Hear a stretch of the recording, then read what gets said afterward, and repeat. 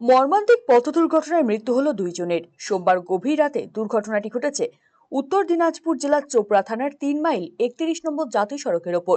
মৃতদের নাম তাপস দাস, দিলীপ পাহাড়ি। দুজনের বাড়ি ৩ মাইল রোড এলাকায়। রাস্তা পার হওয়ার সময় কোনো গাড়ি তাদের ধাক্কা মারলে ঘটনাস্থলেই দুজনের মৃত্যু হয় বলে জানা গিয়েছে। এদের মধ্যে তাপস দাস বাইরে থাকতেন।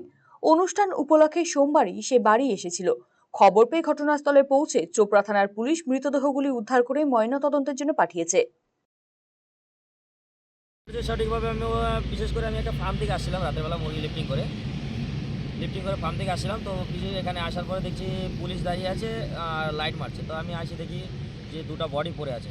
বডি পড়ার পরে তো আমি প্রথমে ভেবেছিলাম তাপস দাস, মানে আমি একজন যাকে চিনি ওই তাপস দাস। পরে খোঁজখবর নিয়ে দেখি যে অন্য তাপস, যে ওনার ফ্যামিলির লোক আসে, তা ভগীরথ সাধু হচ্ছে। এটা কীভাবে হয়েছে অ্যাকচুয়ালি বলতে পারবো না। আমি আসে দুটো বডি পড়তে 3 মাইলে নতুন যে হোটেলটা খুলেছে, কি হোটেলটার নাম সঠিক জানি না, এই হোটেলের সামনেই খুলেছে। হোটেলটার নাম ওই যে এটা আছে, কী নাম, লাইন হোটেল রেস্টুরেন্ট। তো আমি প্রথমে বলেছিলাম যে আমি সঠিক পরে দেখেছি, বডিটা পরে থাকতে দেখেছি দুজনকে। ডিস্টেন্সটা অনেক দূরে আছে, পরে থাকতে দেখেছি। আপনি কি দীর্ঘদিন থেকে পেটের বিভিন্ন সমস্যায় ভুগছেন, গ্যাসের সমস্যায় ভুগছেন? তাহলে আপনার জন্য সুখবর। এখন থেকে প্রতি মাসের নির্দিষ্ট দিনে দিশারি হেলথ কেয়ার রায়গঞ্জ শাখায় নিয়মিত বসছেন হায়দ্রাবাদ থেকে আগত বিশিষ্ট গ্যাস্ট্রোএন্টারোলজিস্ট ডক্টর রবি কিরণ পেরুমাল্লা।